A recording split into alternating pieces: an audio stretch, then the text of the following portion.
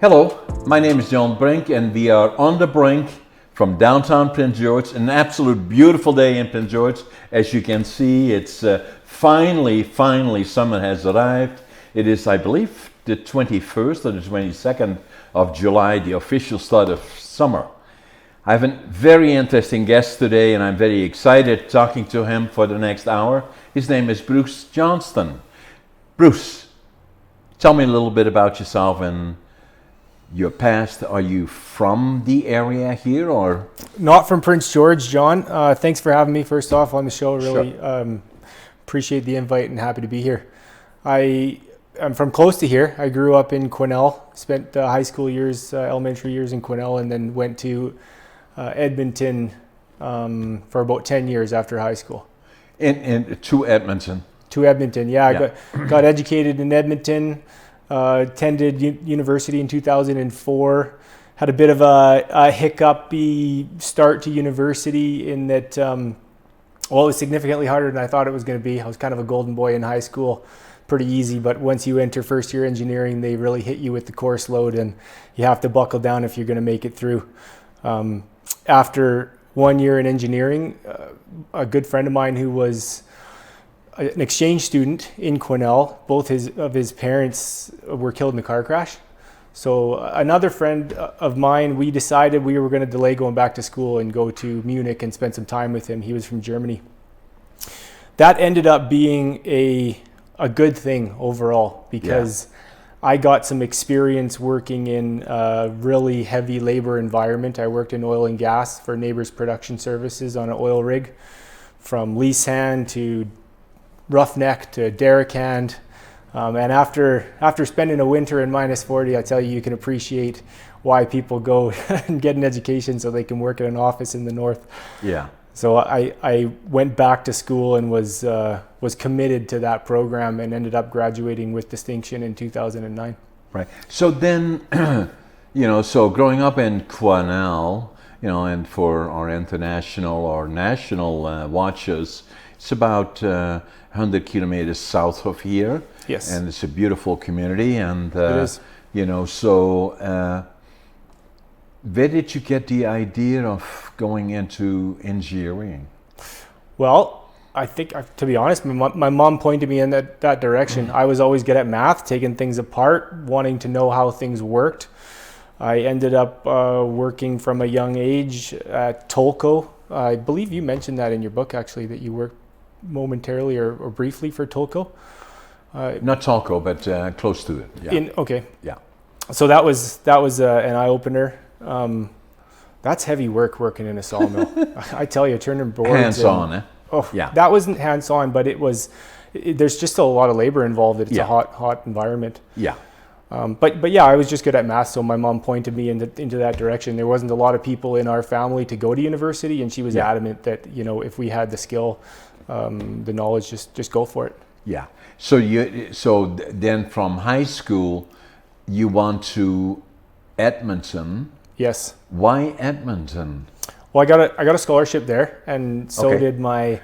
Why did you get a scholarship? Because of? Basically because of grades. The grades that you had? Yeah. Okay. Yeah, I was a good high school student, focused, and got good grades, and ended up getting a pretty significant scholarship to U of A. As did my long-term girlfriend, Adhd Johnston, who I ended up marrying, and we're now husband and wife. We were married in 2009 as well. Yeah, you already knew each other in high school, right? So she was your high school sweetheart. It doesn't hurt for the decision making though when you and your girlfriend both get a scholarship to the same university. Amazing, eh? Yeah. So you were meant to be, and correct me if I'm wrong. You have 2 children. I do. Yeah. Yes. They are boy, girl. 2 boys, 6 and 3, Declan and Kellen. Declan and? Kellen is the younger one. Yeah. How old are they? The older one's 6, just finishing up kindergarten, and the youngest one just turned 3. Right. So just going back then to your first year in university in Alberta, when you started in engineering, a whole new environment, tough doing, and then, correct me if I'm wrong, then a good friend of yours in Quesnel lost both his parents. That's right. That was a shock, right? So the friend of mine wasn't from Quesnel. He was an exchange student that came from Munich and spent a year in Quesnel. But during his time in Quesnel, we became very close. And, you know, I said, if you ever need anything, I'll come over to Europe and help you out. Yeah. And we kind of knew we were friends. We knew that meant something. Huge, right. So there's not a lot of people in life that you have that sort of connection with. Exactly. And that was an opportunity to show him that I was a real friend. Yeah. Yeah. And that's how come you went to Germany. Yeah, that was my second time in Munich, but that's why I went. Yeah. And then, you know, it gave you a bit of a break on the engineering, or yeah, precisely. And then you came back, reflect on it. Now, was Amanda still already at the university then? Correct. We both entered university in 2004. Yeah, and what was she studying? She, at the time, I think she was studying kinesiology or physical education. Yeah, kind of searching still a little exactly. bit. Exactly. Yeah. Okay. And then, so there you came back, you attention towards engineering. Now, for our guest, is that there is all kinds of different areas of engineering. There is civil engineering, there is, you name it, all kinds of engineering. So what kind of engineering did you choose to take? Well, first year is all the same. They just throw you in the mix and you take every single course that there is available from physics to chemistry. Yeah. But second and third and fourth, you get to select. So I chose civil engineering and ended up graduating with a major in structural engineering. Yeah. So, and so the civil engineering deals with properties and landscapes and all of those kind of things. Correct. Do I have that, relatively speaking? Yeah, I think you nailed it. And then structural engineering is more with, as it says, structures. Precisely. Yeah, and then there are different levels of that again, right? Of course there are, yeah. Yeah. So then, and then so you were very successful in that. You completed it in about 10 years, you said? No, sorry, in about... in 4 years of the coursework. Yeah. And then once you graduate, there's a period of time where you have to be an engineer in training. It's 4 years as well. So where did you go for the training? So there was a bit of a hiccup after I graduated university and got married. I took a job for North American Piling as a project manager in Regina. Great project, but that was interrupted when I had a serious flare of my Crohn's. I have Crohn's disease. You had already since you were 16, right? Correct. Yes. Yeah, I was diagnosed at 16, and Crohn's, for those of us that don't know exactly, we hear about it, has something to do with your digestive system. That's right. Yeah.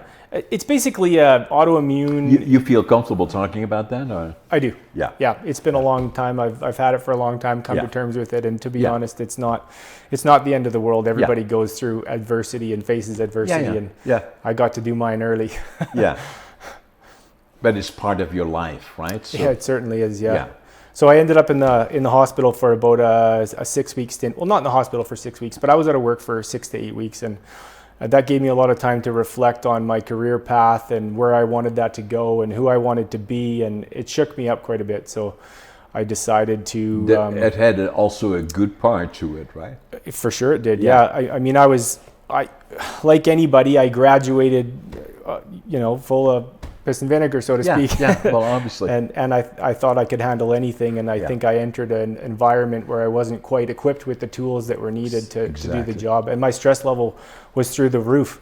Yeah. So by having this time to stop and think, I kind of got to regroup, and I decided that I was going to approach PCL, that's Pool Construction Limited, PCL Builders. I worked for them. Say that again, the acronym, what does it mean?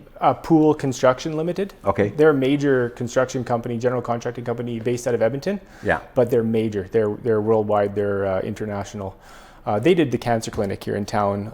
They do some. I didn't know that. Pretty big projects. Yeah. So I had worked for them when I was in university as a summer student, just doing labor, cleanup, sweeping, just putting myself through school, making some bucks. I just want to kind of get this correct in my mind. You spent also some time in Fort St. John. Yes. And for Phoenix or so. What was the name of again? So the oil and gas company in Fort St. John was between first year and second year, so about 16 months or something, and that was to make money. Correct. That was the fastest money maker at the time. Oil was booming, and they were paying big money, and I could put a lot of money in the bank and go back to school. I didn't have a lot of money, so that's the you delay. You had to make your way back. through it, one way or the other. Yeah, exactly. So at this stage in my life, I decided that I wanted to be a carpenter because I had some knowledge, some book smarts. So how old were you then? Now I would have been 22. 22. You already were married for... about 6 months. Six months. Something like that. And all of a sudden you said... sit down. I'm going to be a carpenter. I think she was actually glad that I made the decision to slow down because the pace that I was kind of operating at to that point was not sustainable. Yeah. So I think she was glad that I made that conscious decision to slow down. And then I entered the world of carpenter's apprentice. Yeah. And that was humbling. Now you had some experience already with carpenting. You had a fellow that you worked with closely that was a master carpenter. Yeah, Dave Pettis. Very interesting guy. We became really good friends. He was my mentor. Where did you meet him then? I met him, actually I convinced him. I started working with him. He was kind of a grumpy guy.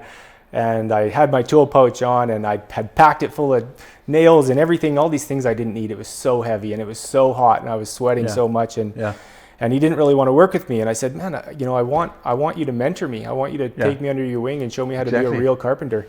And he said, don't take that tool pouch off for 2 weeks. Yeah.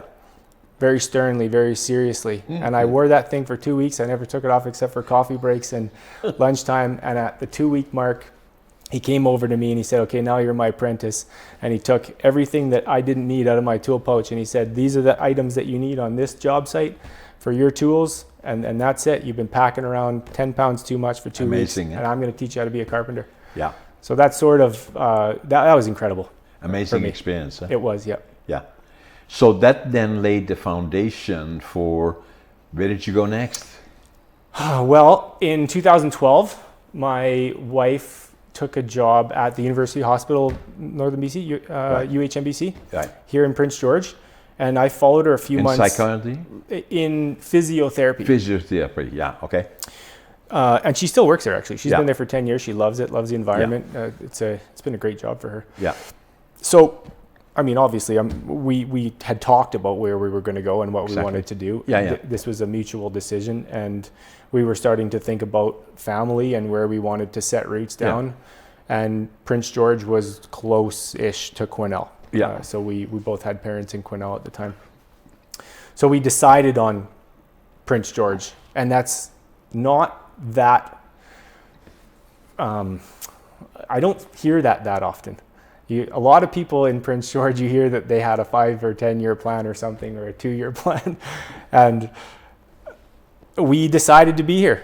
We like Prince George. We enjoy Prince George, and there was some attributes about it that really made us select it. It's the right size community to get to know people and also make a splash. And there's some opportunity for business owners and entrepreneurship. Yeah, and so now you're in Prince George, but where did it go from there?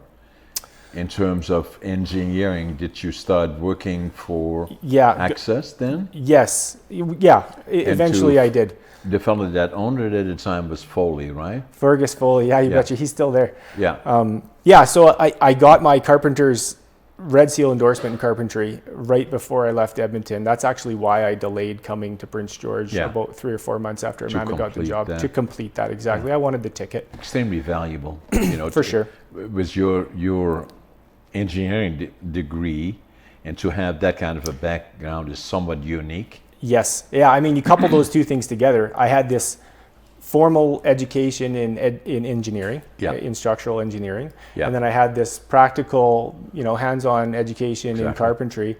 I was full of confidence, and I was ready to re-enter the world of engineering that I was kind of bounced out of so suddenly with that health issue. Yeah. So I ended up working in 2013, early 2013. I took a job with Access Engineering, Yeah. and Fergus Foley was the owner. Yeah. And so how did this go? He at the time he was looking towards retirement. Yeah. I don't think he would have told anybody that, but I kind of knew. You got the feeling after a couple of interviews that that's what he was scoping me out for, and vice versa. I was looking for an opportunity to buy a business potentially. Yeah. So yeah, he hired me, and 3 years later, I got my professional engineering designation, and I purchased the controlling shares of the Yeah, and company. it still was a small company then, 3-4 employees or so. It was, it was very small. Office on 2nd Avenue there. I think there was 3.5 positions, something like that. Yeah. So I got to spend a lot of one-on-one time with Fergus. Very valuable. For sure. He's a wealth of knowledge. No question. I won't tell you how old he is, but he's been doing this for a long time, 40 plus years as a design engineer. Yeah. And he taught me how to do things kind of the old-fashioned way with a pen and paper and free body diagrams and a code book. And that's not the way most engineers design these days. Not today. So that was helpful for me. Yeah. For professional development. Yeah. And so now you bought the place. Yep. Or made a deal in terms of acquiring it. Yes. How did that all go? Because people that, you see, the way I look at you, Bruce, you're an entrepreneur, that already started in that direction very early in life. You got the directions from your mom. It became clear for her that that's the way to go to university, and then, and then from there on in, all these other things happened. And then you acquired the hands-on work in the sawmills. You got exposed to that. You went in the oil fields. You had to go out and pay for your schooling and find places where you had to go. Not always, with all due respect to Fort St. John and those kind of places, but the oil fields were not exactly a destination. And No. but it's a place to make money, and that's what you did. And then from there on in, the goal in life is to own something, right? Like that. Yes. And then how do you get your foot in the door? That's always the question people ask me, is, because when I came here, I couldn't speak the language, didn't know a soul, didn't have a job, and at $25.47. I couldn't speak the language, but I had a dream, and build a sawmill, That's right. a lumber mill. Yeah. And so you did the same in a way. So how did you, Foley wants to sell and you want to buy. So how do you put a deal together for those that are out there and saying, well, I'll never own anything? Well, there's always ways. Yes. There are always ways of doing it. Yes. It's not as easy as it looks, but you there need are a ways motivated seller and do. a motivated buyer, Yeah. right? Yeah, that's straight out of the book. Actually, my mom gave me your book several months ago, and like a long time ago, and I didn't read it. And in preparation for this interview, I did read it, and there were some really interesting parts in that book that I kind of connected with. And one of them was how much time and effort you put into the development of your business plan for your project site down here in downtown Prince George. Yeah. And I remember vividly how much effort and time it took to write that 60-page business plan, and how many times I was told, no, there's no assets, there's nothing tangible. Yeah. You got to sign your life away to get this amount of money, which looking back seemed like an insignificant amount of money. Yeah, relatively speaking. But I had lots of ideas, but no money. yeah, exactly. Yeah, me too. So it took some struggle, but finally BDC came through with a loan about 24 hours before the contract deadline. I mean, when you're buying a business from somebody, there's some reluctance to let that go, to let that ownership and that control go. So they're not going to facilitate that transaction. You have to go and get it. You have to create it. Yeah. So it happened. It happened, and not long after being in the driver's seat, it became glaringly obvious that we needed some support in the administrative side if we were going to grow the company, or if I was going to grow the company. And then something else happened, because what I always say is that success, you can't do it alone. You know, you cannot soar like an eagle if you work with a bunch of turkeys, right? So to find those individuals that are special and complementary to your company as you especially go through a growth cycle, that doesn't mean it doesn't have to be large, but even whatever it is, you have to have those key individuals. Yes. And through circumstances, you bumped into somebody. Yes. Over dinner. Yes. Yeah. Exactly. Well, we were at a friend's place for dinner, and after dinner, we went on the patio and we started having, good conversation. And I had mentioned that there's this opportunity at Access, and this might be a good fit for you. This was before I owned the company. This is I was thinking lady ahead. by the name of Alicia Clementson. Yeah. We went to school with Alicia, Yeah. both Amanda and I, in Quesnel. Yeah. So we've Amazing, known her huh? for a long time. Yeah. And we trusted her. Yeah. And she trusted us. And So I think important, right? because of that, that's what enabled this all to happen. At the time, she had a different position working full-time for a prominent company, and she had a really good career projection. And I kind of made this offer kind of off the cuff, like, this is what this could look like. Yeah. And I said, these are the certifications that you need to have, and we made a handshake deal. And she went back to the college, and for a year and a half of night school. To get the skill sets. Yep, a year and a half of night school. And not only that, she went back for a year and a half, and she didn't even tell anybody. This was all kind of under the radar.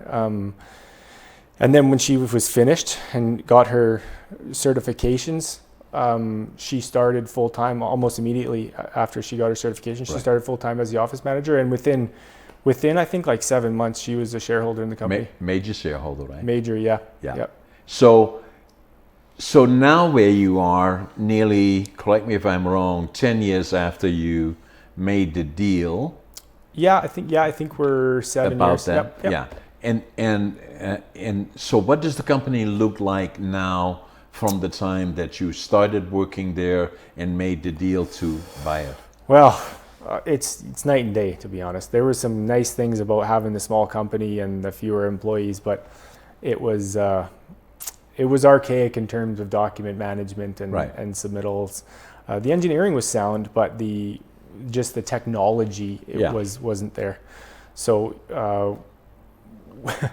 we went from AutoCAD, I don't know if you know what that is, it's an automated computer assisted drafting program, to Revit, a building information modeling. So now every single one of our projects is done in 3D. We went from going to the field and collecting data with a measuring tape and a camera to scanning with a CloudPoint hardware to collect. Everything now is technology, right? For sure. So everything is computerized and everything is accessible in whole different ways. There's not files and file cabinets full of papers, and all of that is all in the system. Yeah, precisely.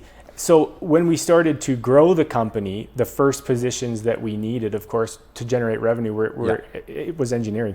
Yeah. We hired Tanner Broughton. He joined the owner group in, I want to say 2020. And he was from the Lower Mainland, comes from a logging family, has a passion for wood design. He's a specialist in wood design and concrete and handles most of our multi-residential and commercial structural design projects. And then Lyndon and Icaro joined in 2021, bought shares.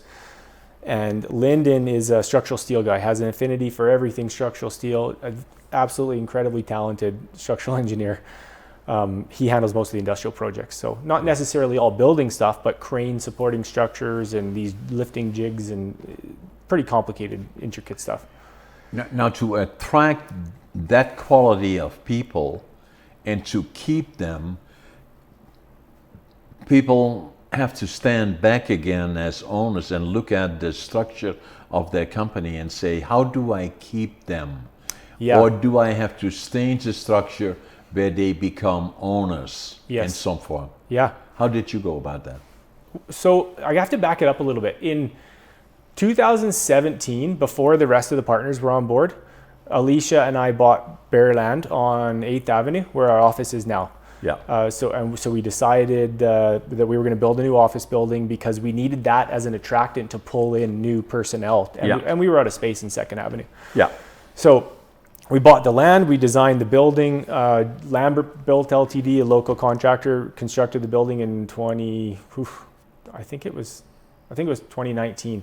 March he started, October we moved in. So Wow. a very condensed construction schedule. Yeah. He executed it flawlessly. We actually won an award for being a LEED certified building. He got an award for that. Yeah. So with that new building, we really had an opportunity to, with the upcoming move, and we saw this coming, like 18 months, 2 years ahead of time, right? You built between when you buy the property and you move in, there's a significant amount of time that passes. Yeah. So we thought, let's take this opportunity to refresh our brand and refine our identity. And ultimately, that's what led to point us towards being an employee-owned company. Yeah. Through that process, we realized that you can't do it by yourself, and nobody wants to work for you in a professional environment if you're taking the lion's share of the cake and not spreading that around. So if you want to have a life at all in engineering, and you're the principal of the company, you need other people to be able to handle the caseload so that you can go on vacation and they can go on vacation, and you can have this balanced lifestyle and promote this culture that's sustainable in the company. Exactly. Don't burn yourself out, essentially. Yeah, so those are all very, very important decisions, and those are not unique to you or your company, but in those type of companies in particular, and again, if you're growth oriented, which you obviously were and are, then those are the type of decisions that you have to contemplate and be prepared to make. Yes. Because at the end of the day, what I always find in the companies that I have is that I may create them, but then they take on a life of their own in terms of I chase behind them and try to catch up to it. Although I'm the sole owner, I'm chasing all the time behind them because opportunities present themselves, and I have to then make a decision. Although it's best for the company and it helps the company grow, should I pursue it or should I say, no, this is good enough? Yeah. Well, the answer is obvious in my case, likely yours too. I have to grow. Yes. Because if we don't grow, then we go backwards or become dormant. If we become dormant, then obviously in our business, yours as well, that is supplying a service, that is building a name, the phone ranks, and you have to be prepared to step up to the plate and saying, here we are. That's a good point. I mean, the better job you do, the more people contact you for the service. Yeah. And if you don't grow, then you can't meet that demand. And if you don't meet that demand, it has a negative effect on your reputation. Yeah. So not that you have to grow, but it certainly makes things fit. Yeah. I wanted to add, you kind of think you know what you're getting into when you buy a company or when you step into a leadership position. It has a title on it. But I found that, just because I'm the principal managing partner of an engineering company, I actually do very little engineering. You're constantly learning about law and accounting and these other things, these other facets of business, right? Yeah. It's incredibly challenging, but also incredibly rewarding. And I think it makes you well-rounded in your knowledge. Yeah, and then the other part that I find is that if you build the team and going through the challenges there of finding the right people in the right places, it is also very rewarding and sometimes challenging because good people are hard to find. Definitely. And depending on what type of a company it is, ours are manufacturing on the one side, the lumber manufacturing on the one side, and then warehousing and logistics on the other one, and then real estate, residential, industrial, and commercial. So these are all different kind of companies, and to get the right people on board is very, very critical. Certainly. Yep. It takes experts in every one of those fields, probably several experts in different facets of every one of those industries and fields. Yeah. Now, the other thing that you guys do is, from time to time, I see a name coming up, although we haven't already met all that much. You and your wife, Amanda, you're also active in the community. Yeah, we try to be. I mean, we've been here for 10 years. I think it's like 10 years this month that Amanda's been here. Yeah. For the first portion of that time period, I mean, I was consumed by the business and the growth, and there wasn't a lot of room to commit my time to volunteer efforts. But in the last couple of years, that I've started to have a little bit more time to be able to contribute to the community. So, Yeah. I mean, we've always made an effort, but more so in the last few years. I've been sitting on the advisory committee for design development for the city of Prince George for, I think, 6 years this year. Yeah. The chair the second time this year. So that, if you don't know what the advisory committee does. Yeah, maybe tell us about it. What do they do? It's a panel of industry experts and representatives from different groups, so real estate, accessibility, council of seniors. So it tries to be a well-represented panel to comment on, or to promote, I should say, the best possible design within the city. So depending on what area your land is located, your property is located, it may be in a development permit area. So there's different types of development permits: industrial, commercial, residential, of course. And then there's different kind of rules for each one of those development permits and guidelines, if you will. And we provide feedback to a presentation to the panel to try and ensure that the development is following the guidelines, but to give some practical feedback. Maybe the designers are not from the north and they don't design for the climate the way that maybe it should be designed for in the north. If you're used to designing in Vancouver, it's going to be an eye-opener maybe the first few winters after your building's exposed to this sort of climate. So what they do then, correct me if I'm wrong, if a project is proposed to the city and if it has to go to council, or even if it doesn't, it is required to have a stamp of approval from... It's not quite like that. We're an advisory committee. The city handles the application, and they do an internal referral process. And if you need to rezone or have a variance for your property, that all goes through a formalized council process. Right. But what the committee is there for is to give specific feedback. On the project presentation all at one time. So it's not a referral process like the city has. It's there's the designer, they come in with the owner or the team, the contracting developing team, and they present, and immediately you get that feedback. And then yes, there's a formalized written document that gets sent out, but we're not a authority by any means. We're just there to support and promote good development. It's meant to be in a constructive way, precisely, more than anything, right? Precisely. Yeah. So so what other things are you involved in? Well, we spent some time with UNBC Active Minds Summer Camp for a couple of years before COVID. So they take young students that are interested in STEM, so science, technology, engineering, and math, or that have an aptitude in that, and they invite them to these, I think it's like a week-long summer camps at the university. And then they get to be involved and be exposed to different types of education, because not all kids are the same, and some kids have an affinity for sciences and education and academics, and this exposes them to that environment at a young age and opens their eyes so that they know what's out there. So the involvement was relatively minor. I mean, you do a presentation and you play some games, some structured engineering games to try and inspire some thought and some creativity. But it was really fun to see this next generation of STEM students at that age level, somewhere between 9 to 13 years old. It's really interesting. Yeah, sure. And then, so as you kind of look at your own background right to the time that you went in Quesnel, is saying that looking at what I usually refer to, Prince George is the capital of northern BC. And then northern BC generates likely 75-80% of the GDP in the province of British Columbia. And I kind of remind my guys down south, they say, don't forget about us, because here is where it happens. How do you see the future of northern BC?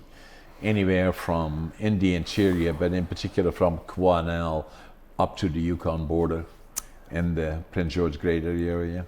I don't know about regionally, but in Prince George specifically, I think that we are underdeveloped. I think that Prince George, there was a vision for Prince George in the 80s that really got stunted in the 90s, and things just kind of came to a grinding halt. And we had this massive urban sprawl kind of issue, if you will, and our taxes are quite high because we have a massive road network and a lot of utilities and services to maintain.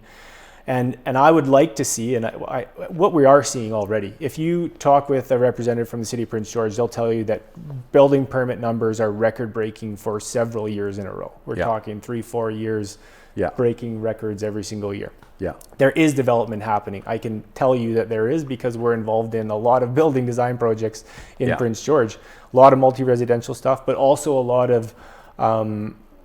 of commercial, a lot of amenity stuff. You see hotels, residences. I mean, you can see them, like the Hyatt Place. Right behind us. Right? Exactly. The pool, the downtown pool.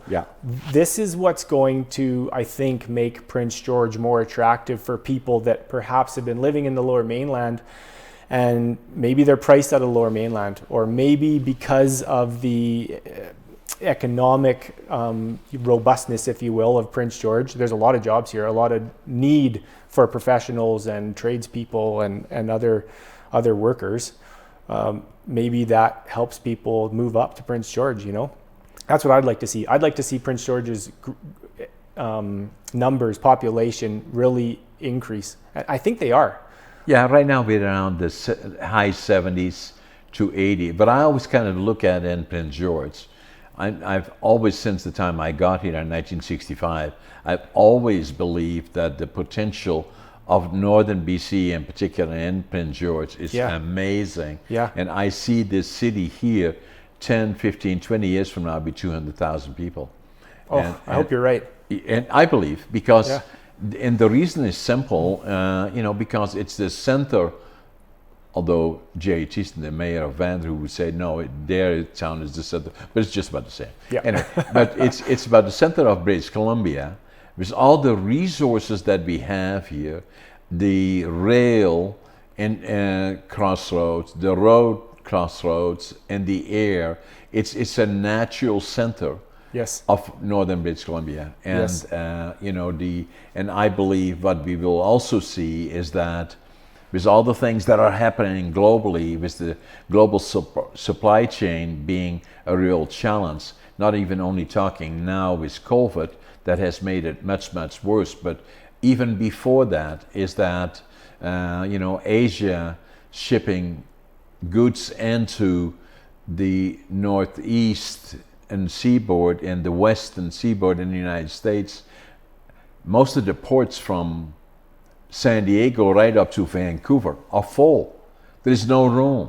And if there is room in the port, there is no room in the infrastructure, railroad from there on into those areas. Where here, with Prince Rupert, still has capacity, and then the rail infrastructure is still, although slow right now as we speak, but still has additional capacity.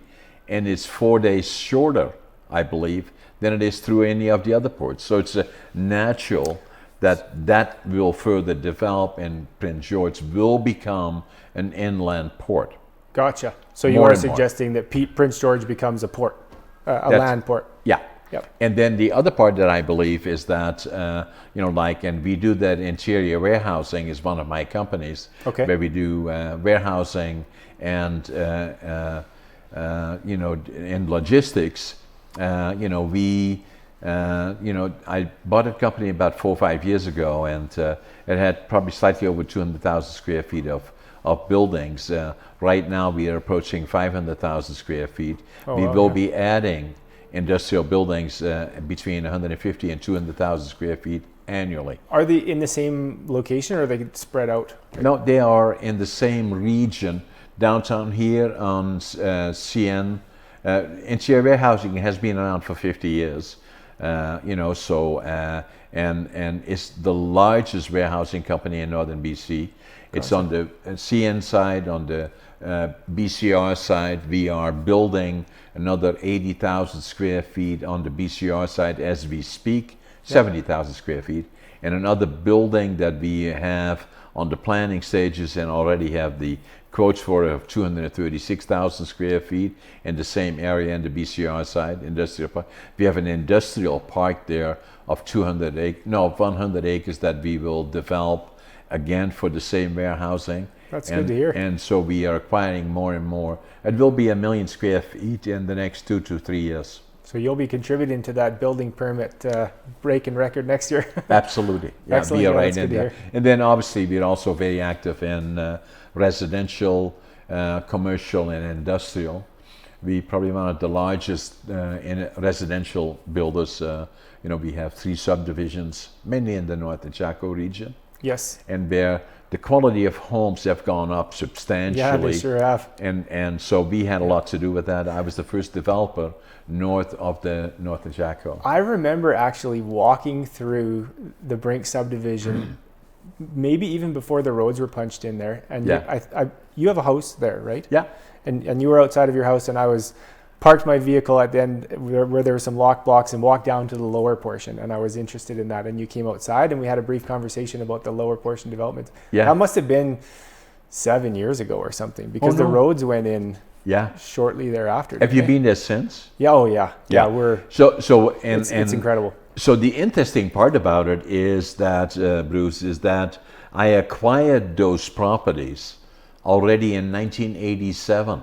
Yeah, it's a long time to sit on the land. Yeah, because I believe that there was an amazing amount of opportunity there, and I gradually accumulated more and more and more property. Yeah.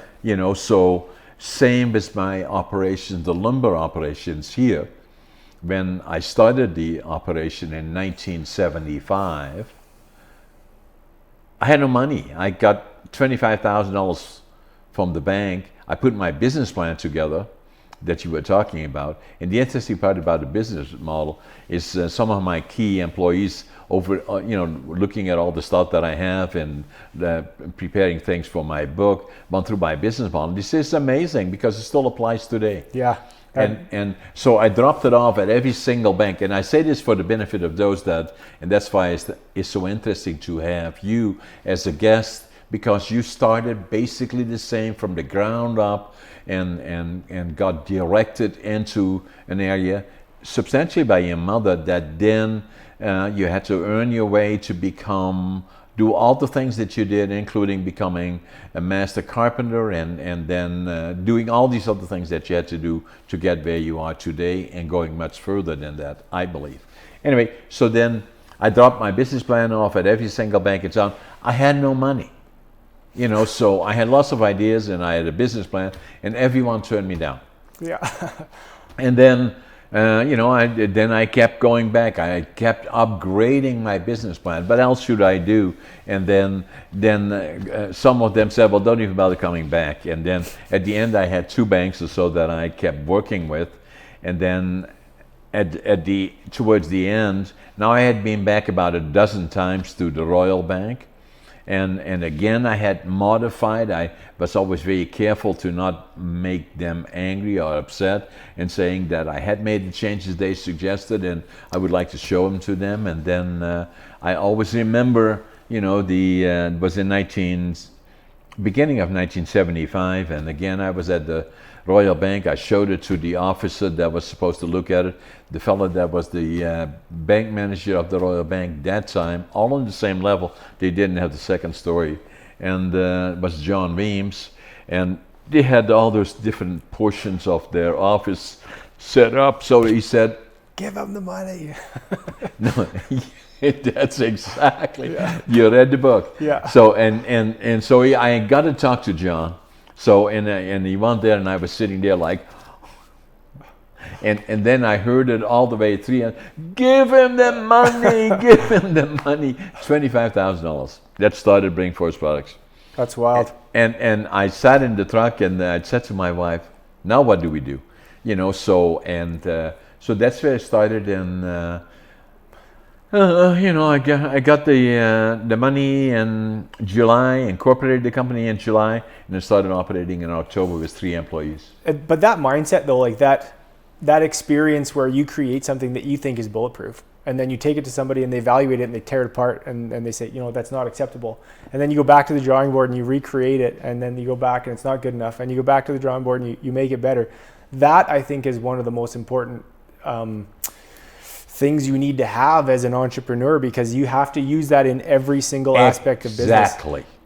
And so I remember doing a presentation, and as you know, I do several presentations, especially to people that aspire to become entrepreneurs or do that kind of stuff, right? And so I always remember being part of the panel, and one of the fellows that made a submission, he said, well, there is no opportunity because the banks are, not interested in doing things. And I said, well, why would you say that? And he said, well, because he said, I had this great plan and I went to the bank, and he said, no. So I said, and then? Exactly. Well, he said, it's the banks. This, there's no use. I said, you know how often I went back to the bank with my proposal? At least 12 times. 12 times. That's a lot. And then finally they said, give him the money. And so that's the key. And then I stayed, and then after 3 months, this was delicate. Then I lost $50,000 on top of the 25 that he gave me. And every time a car wouldn't go by there, I thought, okay, but that's the bank is saying, okay, John, the gig is over, give me the keys. Yep. But he didn't.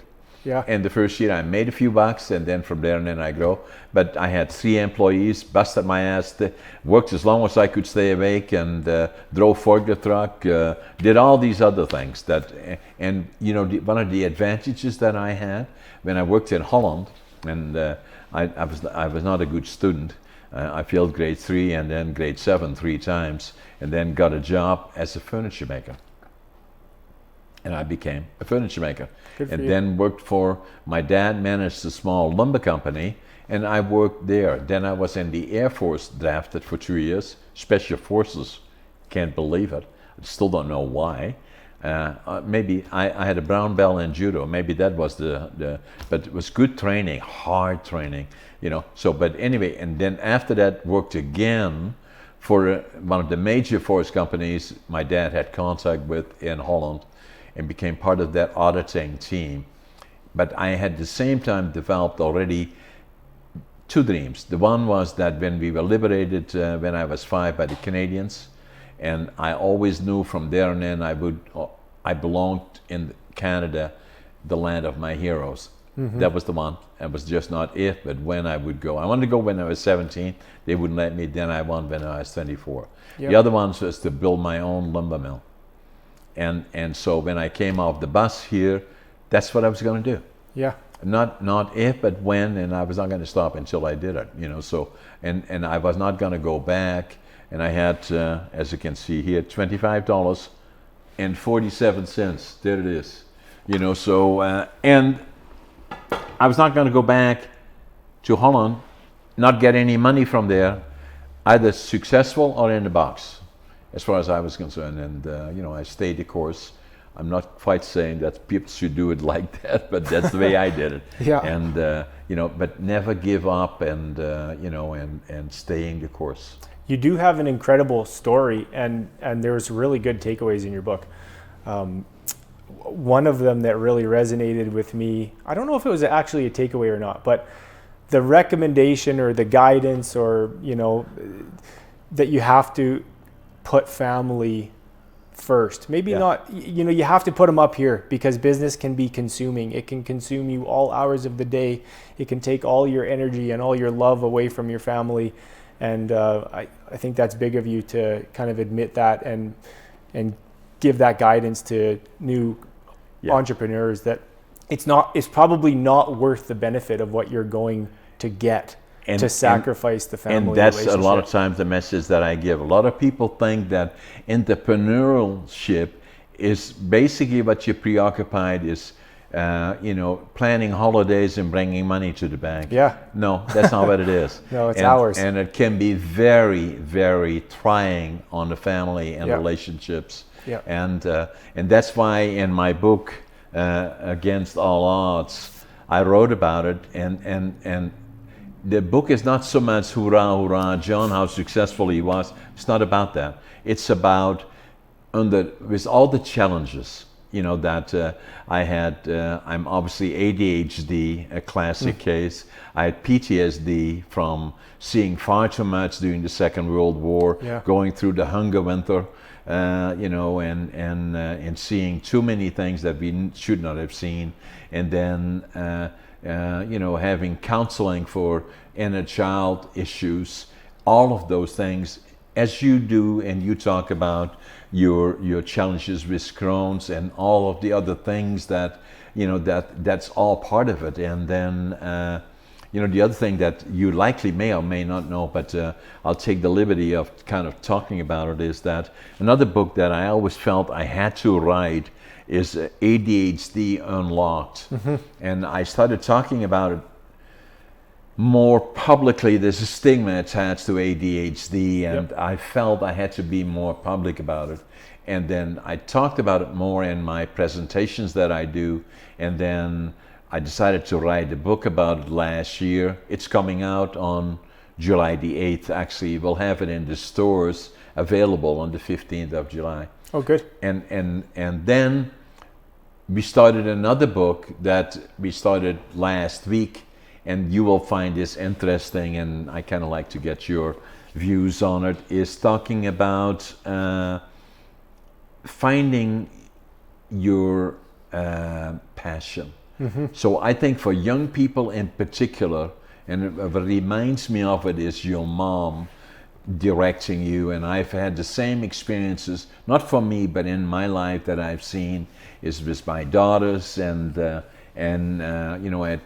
my oldest one in particular, not knowing exactly what she wanted to do, and then we hired somebody that spent a couple of days with kind of looking at what the best choices would be for skill sets and the abilities, and she decided to go into architecture and became an architect, although she is a full-time mother now, but that's what she is. That's great. And so, but about finding your passion, it is so critically important, I believe. So often I hear people that say, I hate my job, I don't like it. That affects everything that you do in life, so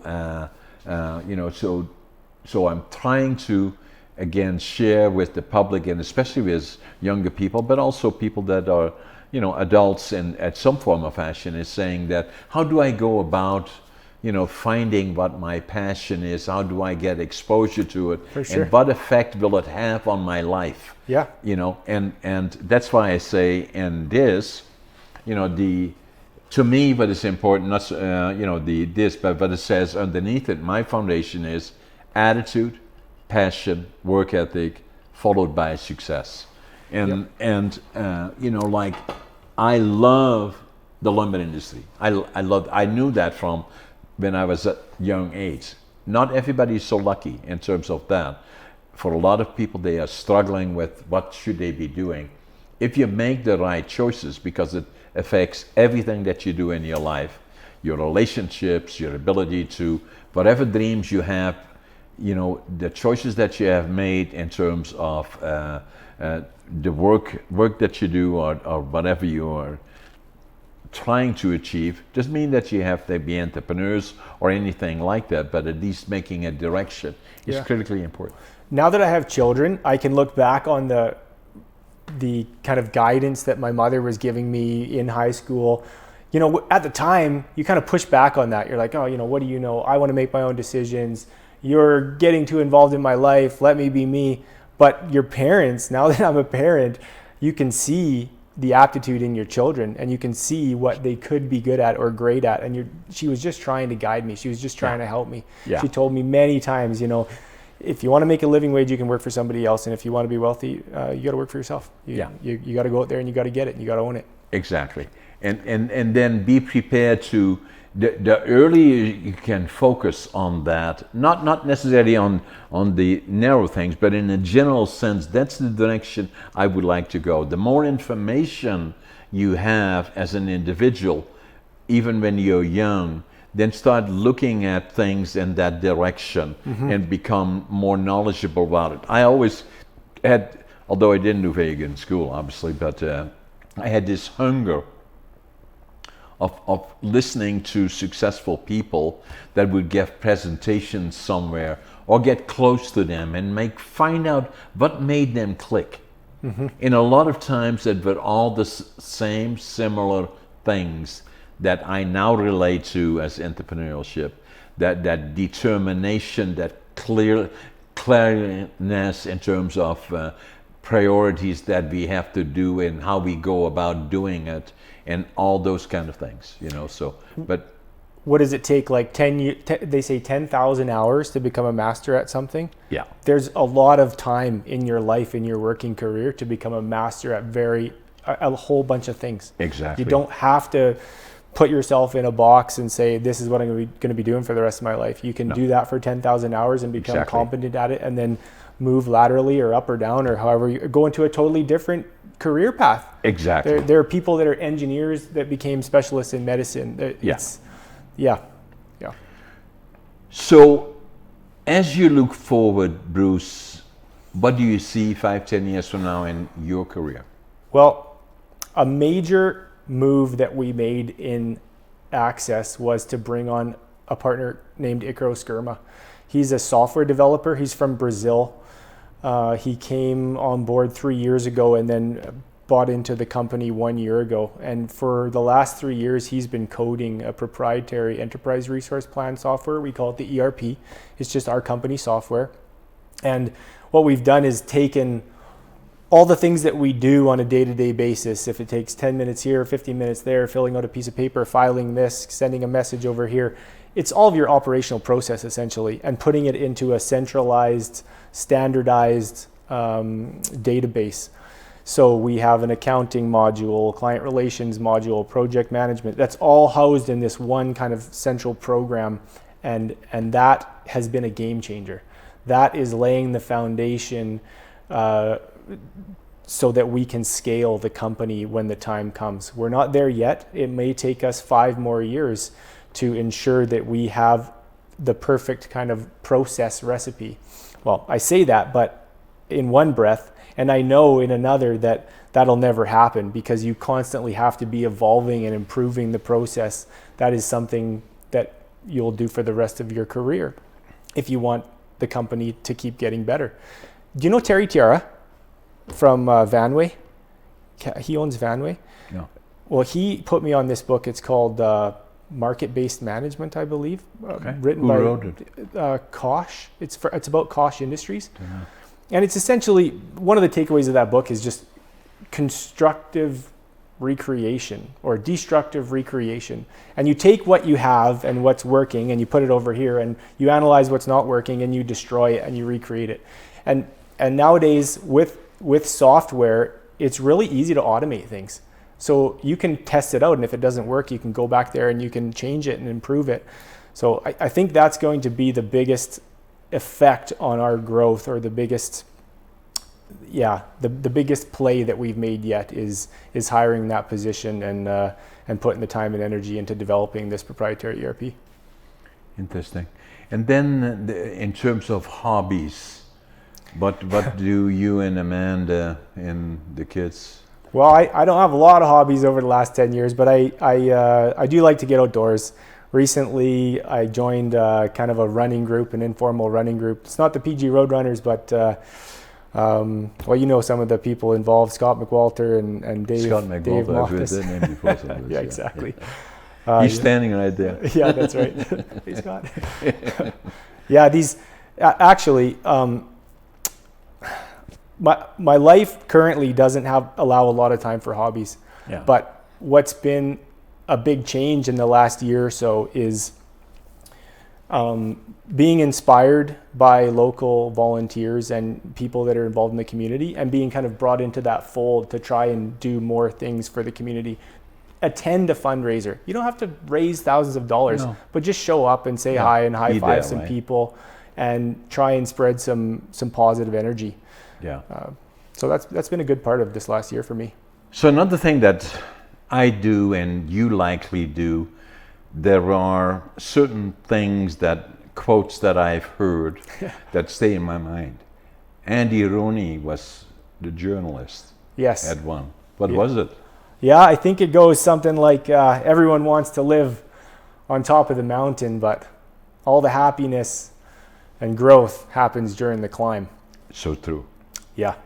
My wife has said this to me in not so many words about 1,000 times. Yeah. So it's true. something for me to remember. Bruce, a pleasure. Likewise. Thanks for having me. Thank you.